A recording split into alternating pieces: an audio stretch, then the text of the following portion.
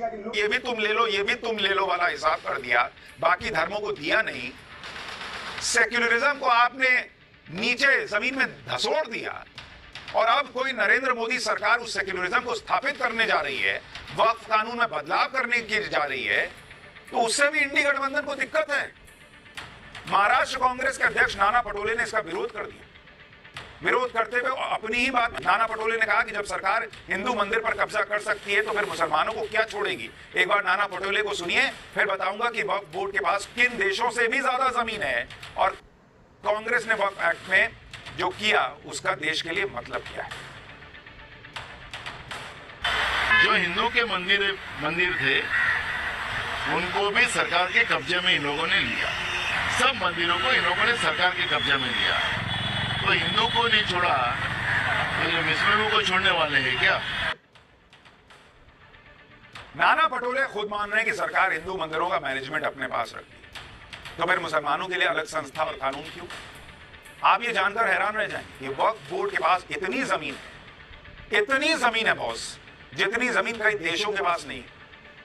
अगर आप देखेंगे वक्फ बोर्ड के पास जो वक्फ की प्रॉपर्टी है, वक्फ के पास आप देखिए कुल जमीन कितनी है। कुल जमीन वक्फ के पास कहा जाता है कि जो अनुमान है उसके मुताबिक 3804 स्क्वायर किलोमीटर, वर्ग किलोमीटर जमीन वक्फ बोर्ड के पास मौजूद है। अब मैं आपको कुछ देश के नाम बताता हूं। जैसे एक देश है लग्जमबर्ग, ये देश है, ठीक है। इस पूरे देश की का जो एरिया है वो है 2586 स्क्वायर किलोमीटर। मतलब जितना वक्फ के पास प्रॉपर्टी है उससे छोटा तो एक देश है। देश से ज्यादा संपत्ति वक्फ के पास है। मॉरिशस, कई बार आप घूमने गए होंगे ना मॉरिशस, भारत से, इसके पास 2040 स्क्वायर किलोमीटर का एरिया है पूरे देश के पास, और वक्फ के पास 3804। बहरीन एक और देश, इसके पास कितनी जमीन है? 760 स्क्वायर किलोमीटर, और वक्फ के पास इससे ऑलमोस्ट 4-5 गुना।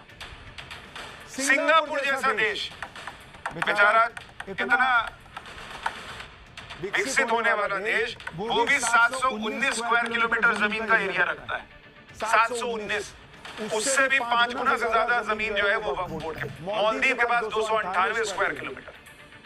ये है वक्फ की संपत्तियों का हिसाब। और कई लोगों का दावा है कि इसमें ये जो वक्फ बाय यूजर वाला क्लॉज कांग्रेस ने उठा के दे दिया कि लो, उसका बड़ा योगदान है। वक्फ कानून में मिले असीमित अधिकार से वक्फ बोर्ड कितने ताकतवर हो गए हैं, इसका अंदाजा आप इस बात से लगा सकते हैं कि देश में सेना और रेलवे के बाद सबसे ज्यादा जमीन वक्फ बोर्ड के पास है। वक्फ कानून 91 और संशोधित कानून 2013 में वक्फ बोर्ड को जो अनलिमिटेड पावर दी गई, उसका असर यह हुआ कि वक्फ बोर्ड के पास दोगुनी संपत्तियां हो। शुरुआत में वक्फ बोर्ड के पास 52,000 संपत्तियां थी। साल 2009 में यह बढ़कर 3 लाख रजिस्टर्ड संपत्तियां हो। 3 लाख संपत्तियों के जरिए वक्फ बोर्ड के अंडर 4 लाख एकड़ जमीन आ गई। 15 साल में ये संपत्तियां 3 लाख से बढ़कर 8,72,000 तक पहुंच गई, और जमीन भी 4 लाख एकड़ से बढ़कर 9 लाख एकड़ तक हो गई। मतलब लगभग डबल से भी ज्यादा। अब समझ में आया कांग्रेस ने जो अमेंडमेंट किए उसका क्या असर हुआ, क्या मतलब है देश के लिए इसका। आप सोचिए पूरी दुनिया में शायद ही कोई ऐसी संस्था होगी जिसके पास इतनी ज्यादा प्रॉपर्टी होगी, जिसने 15 साल में लाखों एकड़ संपत्ति अर्जित कर ली हो।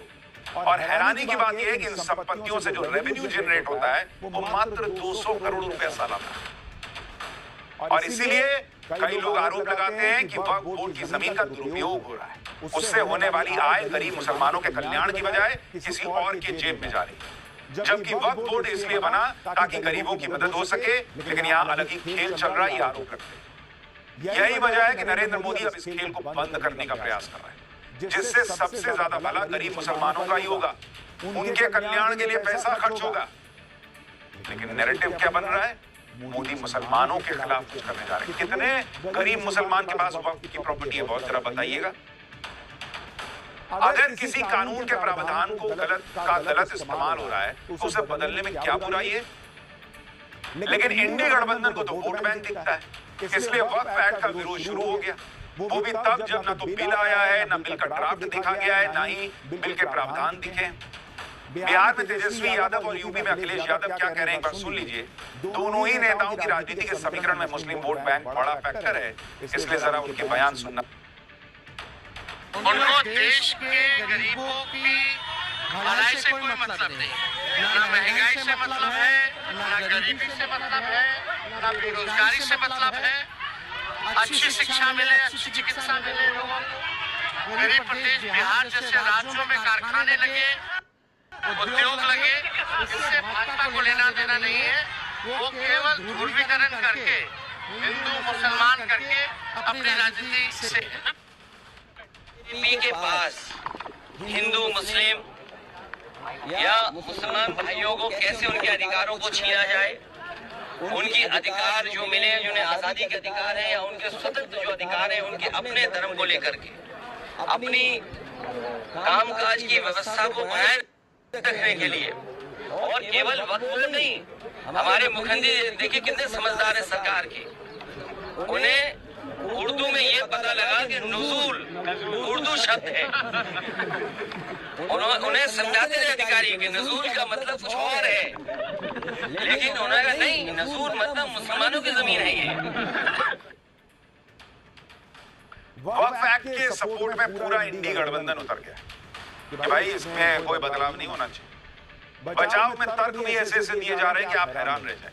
कोई कह रहा है कि वक्फ की जमीन को छू नहीं सकते, एक बार वक्फ में गई जमीन हमेशा के लिए कोई धमकी दे रहा है कि वक्फ कानून बदला तो कृषि कानून जैसा हाल हो जाएगा। कोई कह रहा है कि मुसलमानों ने वोट नहीं दिया तो मुसलमानों के पीछे पड़।